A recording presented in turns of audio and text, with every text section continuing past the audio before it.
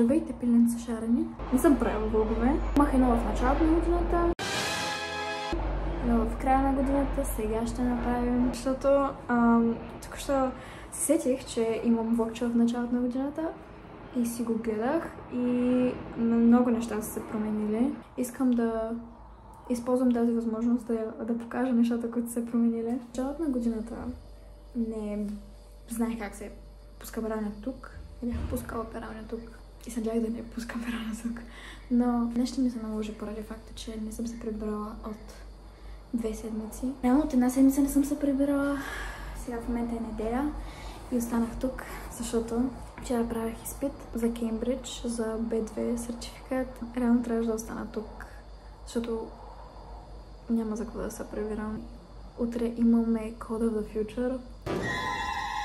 Да, подготвила съм си дрехите за пералнята.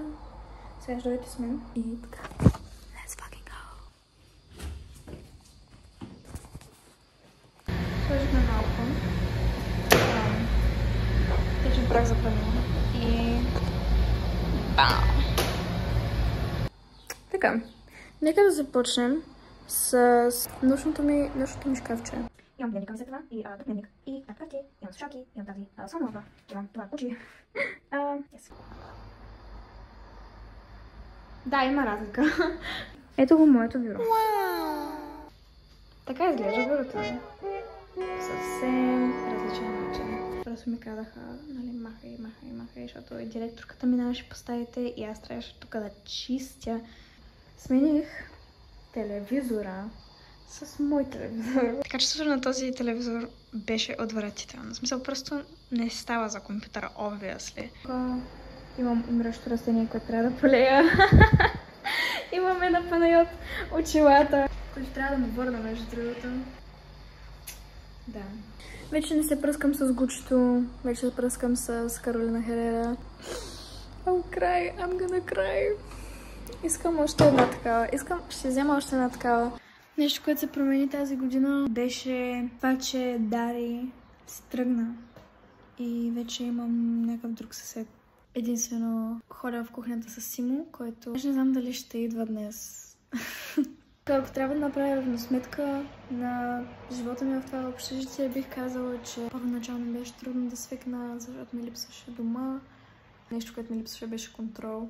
Като сякаш, мога да си легна в 2, мога да си легна в 3, лягала съм си в 5:30 или 6 беше 5:30, като правихме един проект. Все пак ми позволи да имам повече свободно време, защото миналата година имах някакво 2-3 часа да уча, за да мога да си легна на време, а тук имам прекалено много време. Не знаех какво да правя с толкова време в ръцете ми и беше ми трудно първоначално, но с времето свикнах. След 1 седмица няма да съм тук. Anyways, мисля, че една забележка.